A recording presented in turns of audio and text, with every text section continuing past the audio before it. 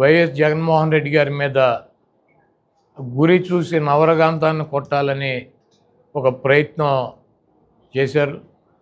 ఆ దేవుడి ఆశీస్సులు, ప్రజల ఆశీస్సులు నాకున్నాయి, ఎవరికి భయపడాల్సినటువంటి అవసరం లేదని చెప్పి జగన్మోహన్ రెడ్డి గారు పదే పదే చెప్తాడు. ఆ దేవుడి ఆశీస్సులు, ప్రజల ఆశీస్సులు ఉన్నాయి కాబట్టే ఆ రోజు ఎయిర్పోర్ట్లో పాదయాత్ర టైంలో ఆయన్ని మెడ మీద కత్తితో పొడవాలని చెప్పి ప్రయత్నం చేస్తే అది భుజానికి తగిలి ఆయనకి ఎటువంటి ప్రమాదం లేకుండా బయటపడ్డాడు. ఈరోజు ఒక రాయితో దాడి కాదు అది. దాన్ని చాలా పకడ్బందీగా ఒక వ్యూహం ప్రకారం గురి చూసి నవరగాంతాన్ని కొట్టాలని చెప్పి గుండుతో ప్రయత్నం చేశారు. అది ఒక అంగుళంన్నర పక్కకు జరిగి, ఆయన ఎందుకంటే కదులుతూ ఉంటాడు కాబట్టి వెహికల్ మీద పక్కకు జరిగి కన్ను మీద తగిలింది.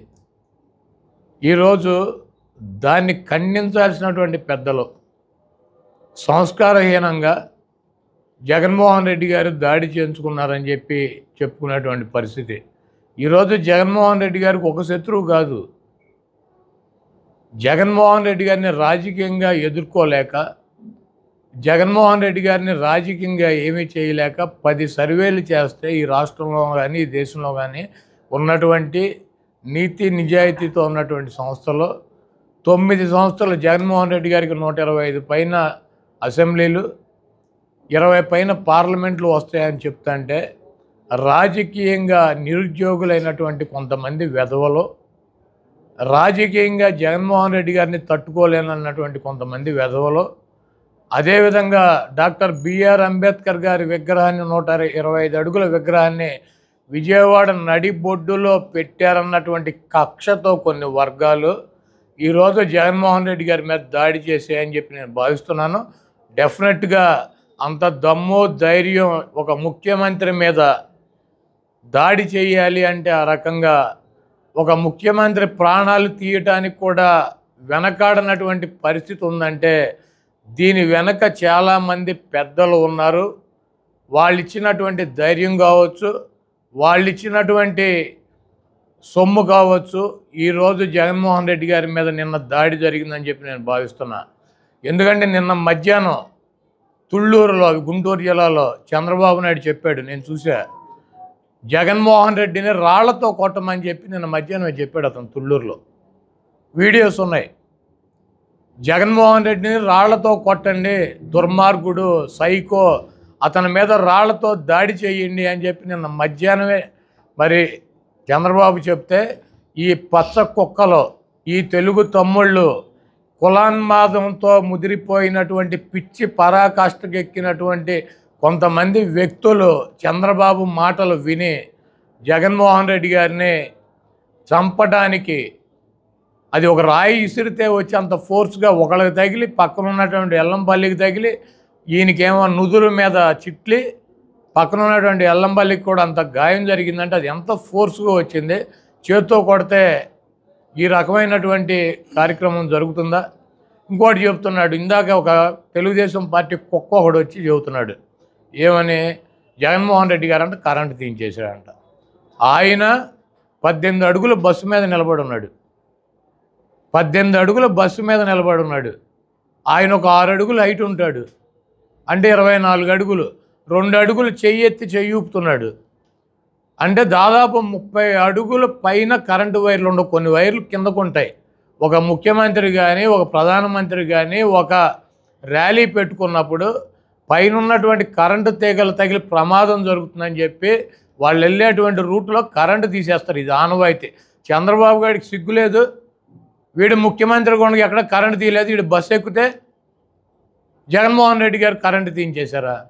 పగలు కూడా తీసేస్తారు కరెంటు. ముఖ్యమంత్రి ప్రయాణం చేస్తా అంటే ఒక బస్సు మీద ఎక్కి పైన ఎక్కి చేతులు ఊపుతా నమస్కారాలు పెడతా ప్రయాణం చేస్తే పైన ఉన్నటువంటి కరెంటు తీగలు తగులుతాయేమో, ఎవడో ఒకటి బస్సు మీద ఇంకో 4 నిలుబడి ఉంటారు, చేతులు ఎత్తి ఎవడికన్నా షాక్ కొడతాని చెప్పి ఇది ఆనవాయితీగా. ప్రైమ్ మినిస్టర్ వెళ్తున్నా కూడా కరెంటు తీసేస్తారు, ముఖ్యమంత్రి వెళ్తున్నా కూడా కరెంటు తీసేస్తారు, పైన ఓపెన్ టాపులో తిరుగుతుంటే. ఇటువంటి దుర్మార్గపు మాటలు ఈరోజు చంద్రబాబు ప్రేరణతో జగన్మోహన్ రెడ్డి గారి మీద గత ఎన్నికల ముందు దాడి జరిగింది, ఈ ఎన్నికల ముందు దాడి జరిగింది.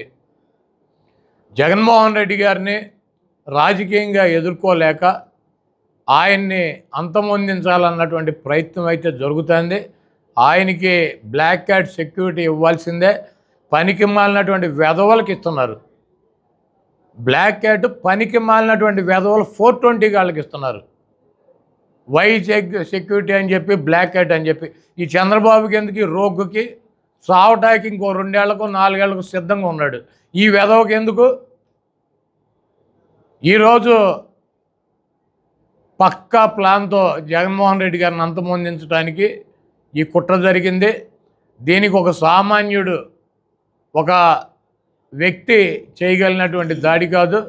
దీని వెనకాల చాలామంది పెద్దల హస్తం ఉంది. ఎంత దుర్మార్గం అంటే ఈ వెధవ చంద్రబాబు మాట్లాడే మాటలు జగన్మోహన్ రెడ్డి మీద దాడి చేసినందుకంట, చేసినాడి మీద కాదంట యాక్షన్ తీసుకోవాల్సింది, పట్టుకోవాల్సింది. అధికారులంట కరెక్ట్గా కాపలా కాసే రాయేసేవాడిని పట్టుకోలేదంట. అందుకని ఎలక్షన్ కమిషన్ అంటే ఈయన కోరుతున్నాడంట అధికారుల మీద యాక్షన్ తీసుకోవాలంట. అధికారులను దీనికి బాధ్యత చేయాలని చెబుతున్నాడు. ఈ వెధవ మాటలు, ఈ 420 మాటలు, ఈ దొంగ మాటలు. ఎవడైనా దాడి చేసినాడి మీద యాక్షన్ తీసుకోవాలి, దాడి చేసుకున్నాడిని పట్టుకోవాలని చెబుతారు. అధికారులను అంటే యాక్షన్ తీసుకుని అధికారులను అంటే దీనికి బాధ్యులను చేసి వాళ్ళని శిక్షించాలని చెప్పి ఈ వెధవ ఎలక్షన్ కమిషన్ సలహా ఇస్తున్నాడు.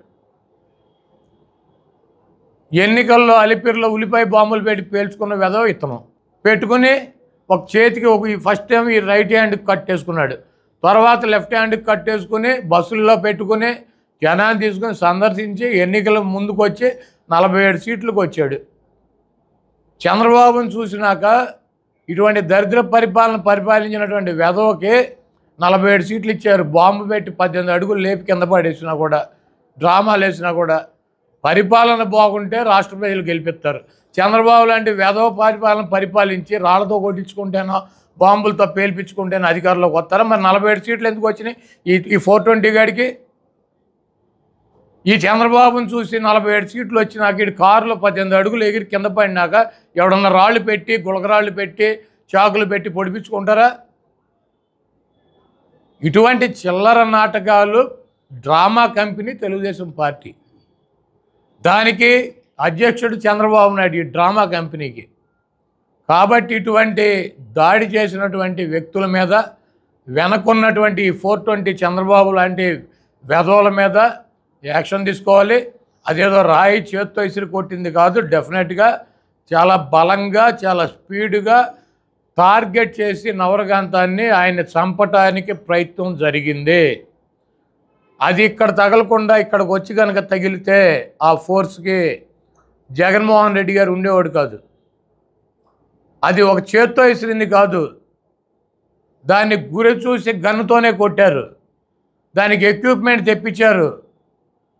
జగన్మోహన్ రెడ్డి గారు ఎన్నికల ప్రచారంలో తిరుగుతాడు, ఆయన ఏదో ఒకటి చేయాలన్నటువంటి దుర్మార్గంతో ఇదంతా పక్కా ప్లాన్గా ముందు నుంచే ఉన్నారు.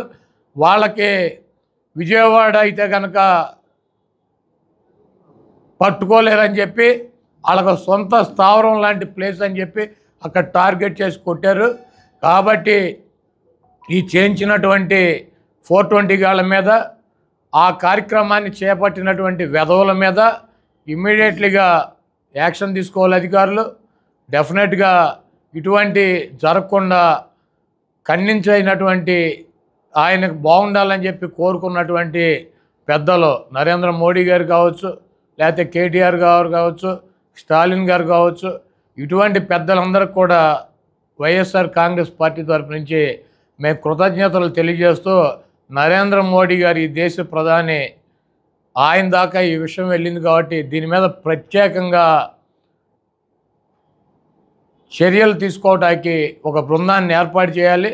జగన్మోహన్ రెడ్డి గారికి బ్లాక్ క్యాట్ సెక్యూరిటీ ఇవ్వాలి. జగన్మోహన్ రెడ్డి గారిని కాపాడాల్సినటువంటి అవసరం ఈ కేంద్ర ప్రభుత్వం మీద ఉంది. ఆయనకి సెక్యూరిటీ పెంచాలని చెప్పి నేను కోరుతున్నాను.